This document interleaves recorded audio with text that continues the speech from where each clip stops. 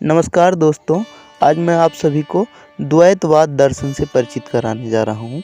इसका प्रतिपादन 13वीं शताब्दी में हुए प्रसिद्ध वैष्णव आचार्य माधवाचार्य ने किया।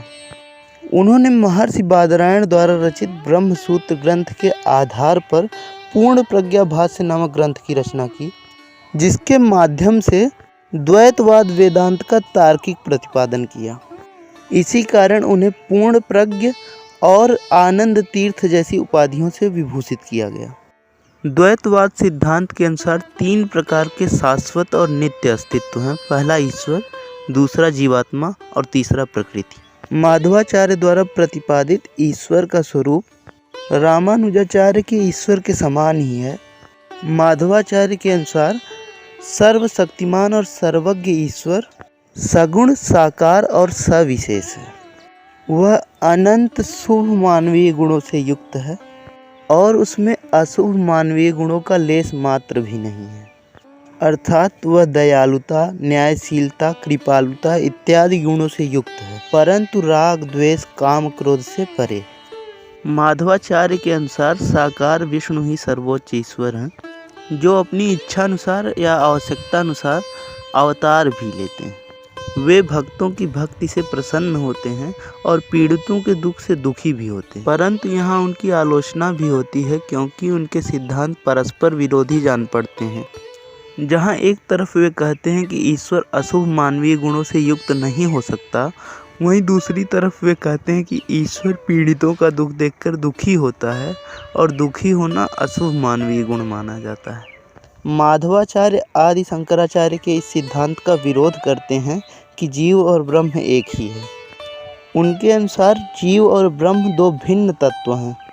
जहाँ ईश्वर सर्वज्ञ, सर्वशक्तिमान और स्वतंत्र है, वहीं जीव अल्पज्ञ, सीमित और अस्वतंत्र है।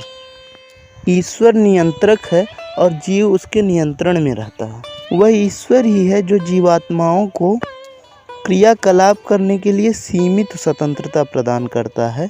ईश्वर जीव को यह स्वतंत्रता उसके विगत कर्मों के अनुरूप प्रदान करता है। माधवाचार्य के अनुसार कुल 5 प्रकार के नित्य भेद हैं, जिन्हें प्रपंच कहा जाता है, और उनके इस सिद्धांत को पंचभेद सिद्धांत की भी संज्ञा दी जाती है। दोस्तों, माधवाचार्य द्वारा बताए गए 5 भेद इस प्रकार हैं। पहला, ईश्वर और जीव के मध्य नित्य भेद है। जीवात्मा कभी ईश्वर तुल्य नहीं हो सकता। इसी प्रकार ईश्वर जड़ प्रकृति से भी भिन्न है।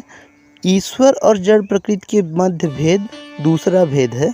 इस सिद्धांत के अनुसार तीसरा भेद जीवात्मा और जड़ प्रकृति के मध्य नित्य भेद। माधवाचार्य के अनुसार जीवात्माओं की संख्या अनंत है और प्रत्येक जीवात्मा एक दूसरे से भिन्न है, अर्थात एक जीव का दूसरे जीव से भेद है। इसे चौथे प्रकार का भेद माना गया है। इसी प्रकार एक जड़ पदार्थ का दूसरे जड़ पदार्थ से भेद 5वें प्रकार का भेद माना गया है।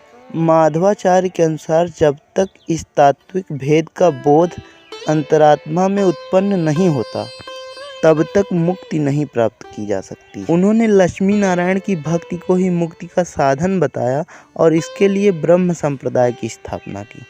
दोस्तों, इस प्रकार माधवाचार्य ने शंकराचार्य के अद्वैतवाद और रामानुजाचार्य के विशिष्टाद्वैतवाद का विरोध किया है। उन्होंने शंकराचार्य के अद्वैत को मायावादी दानव की संज्ञा दी है। माधवाचार्य के अनुसार यह जगत सत्य है, मिथ्या अथवा विवर्त नहीं।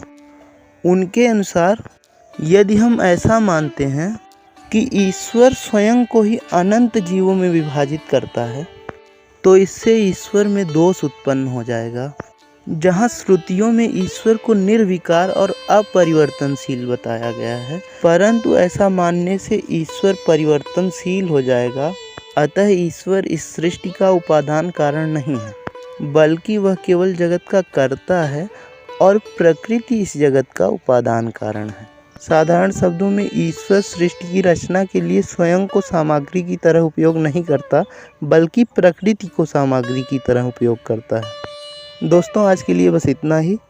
धन्यवाद।